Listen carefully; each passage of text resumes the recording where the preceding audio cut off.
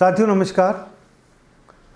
आज का ये सवाल डिस्काउंट का है और सभी परीक्षाओं में इस प्रकार के सवाल आते हैं, चाहे वो कोई सी भी एग्ज़ाम हो, क्लर्क टू कलेक्टर, हर प्रकार की एग्ज़ाम में इस प्रकार का सवाल लगभग आता है।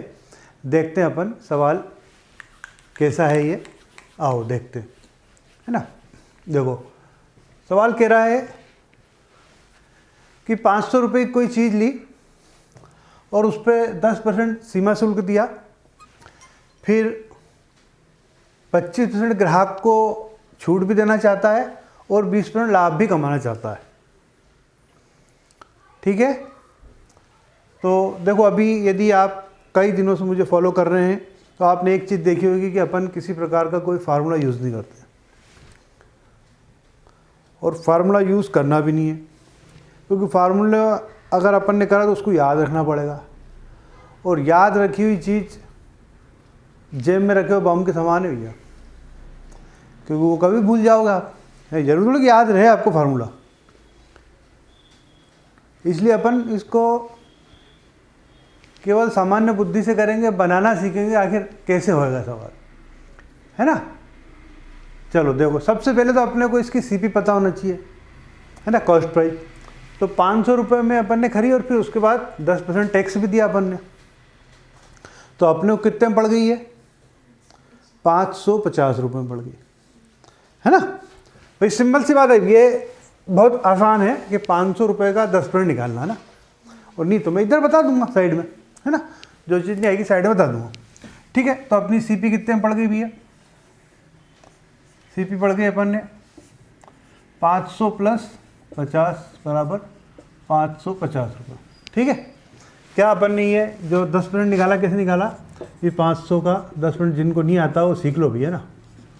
ठीक है, ये बिंदी बिंदी ये बिंदी ये बिंदी 50 रुपये गया, ये 50 रुपये। ठीक है, ये अपन ने उधर जोड़ दिया। अब अपनी कॉस्ट प्राइस कितनी हो गई, 550 रुपये हो गई। अब अपन क्या चाह रहे हैं, अब अपन 20% लाभ भी चाह रहे हैं, अब अपन इसको बेचना चाह रहे हैं। अब बेचना चाह रहे हैं तो बेचना कैसे, अपने को ग्राहक को भी संतुष्ट करना है और अपने को भी संतुष्ट होना है। अपने को कैसे होना है, अपने को 20% लाभ चाहिए और ग्राहक को कैसे संतुष्ट करना है कि उसको 25% डिस्काउंट देना है। तो अब नेचुरली बात है कि यार अपन जो अपनी MRP है अपनी कॉस्ट प्राइस से ज़्यादा रखेंगे, है ना, तो ही धंधा कर पाएंगे, है ना।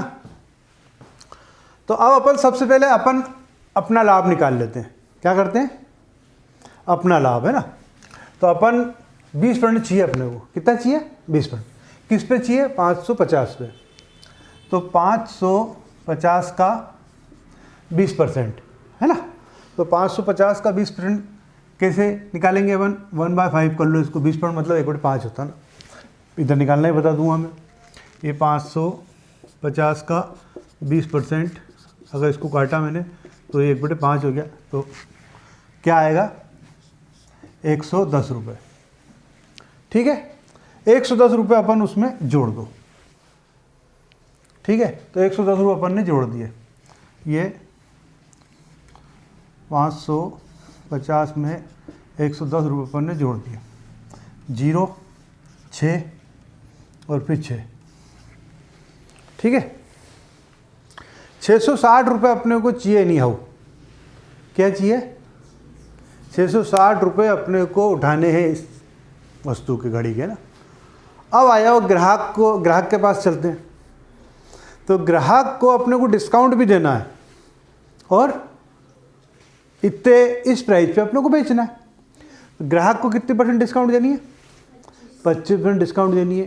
तो MRP क्या होगी, 100%, है ना। अब अपने पास दो आंकड़े आ गए, एक 100% और एक 25% डिस्काउंट। तो 25% अगर डिस्काउंट देंगे अपन 100% MRP पे, तो बेचेंगे कितने हम इसको, 75 में बेचेंगे, है ना। आगे बात समझ में।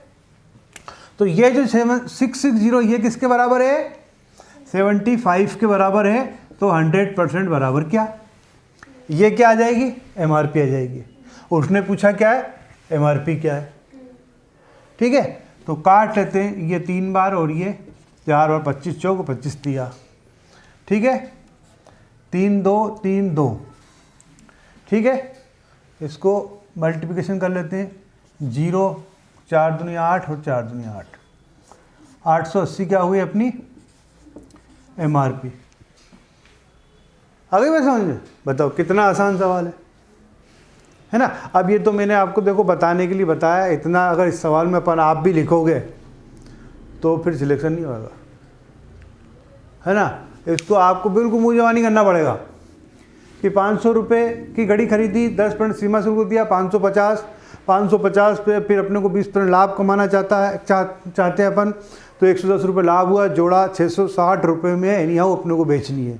660 रुपये बेचनी है, कैसे बेचनी है? 25% डिस्काउंट देकर बेचनी है। तो बेचनी कितने में? 75 में। 75 में बेचनी है तो MRP क्या? 100%। तो 75 बराबर 660, तो 100% बराबर क्या? ठीक है साथियों। अब एक और चेंज करते हैं अपन इसमें ना, लाओ चेंज करते हैं अपन इसमें कि 800 रुपये कर लेते हैं अपन कि 800 रुपये की अपन ने घड़ी खरीदी और अपन इस बार क्या है कि भाई 25% डिस्काउंट, वो सीमा शुल्क अपने को देना है। कितना देना है? 25% सीमा शुल्क देना है और अपन लाभ 20% ही कमाना चाह रहे हैं ना, और छूट 25% देना चाह रहे हैं। डिस्काउंट भी कितना देना चाह रहे हैं अपन? 75 ही देना चाह रहे हैं और लाभ अपन 20% चाह रहे हैं। लेकिन अपन ने चेंज क्या करा कि अपन ने सीमा शुल्क 25% दिया और घड़ी की कीमत कितनी थी जब खरीदी? 800 रुपये। चलो आओ देखते हैं।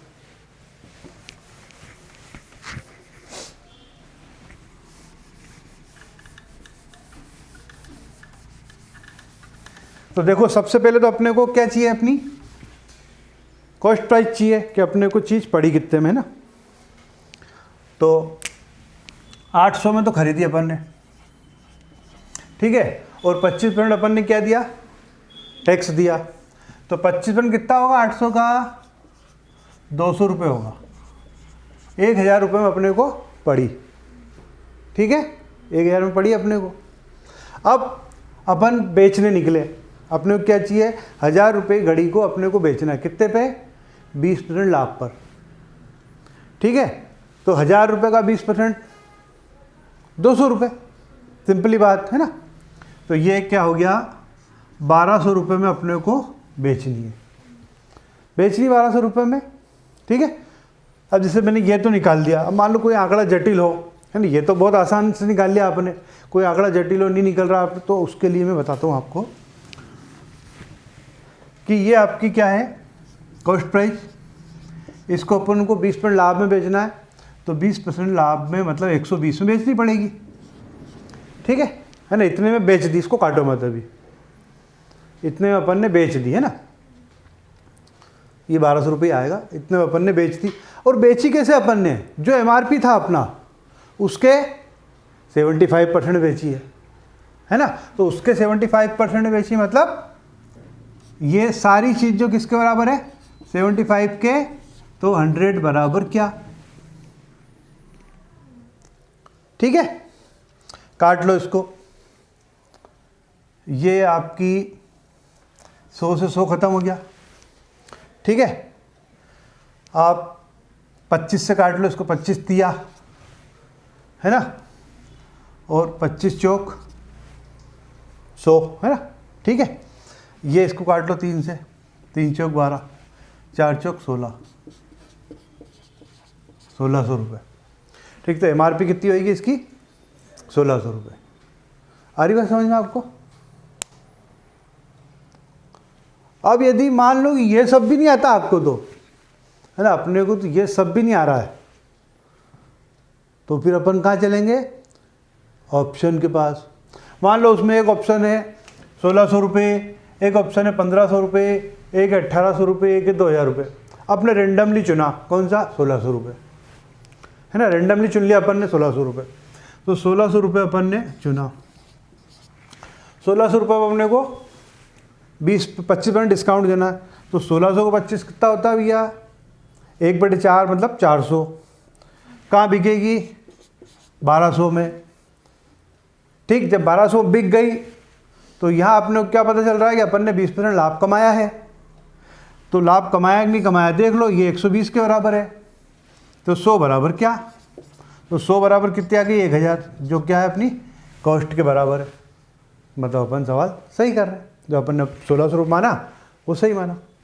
ठीक है साथियों, तो सवालों को कई तरीके से अपन कर सकते हैं, है ना।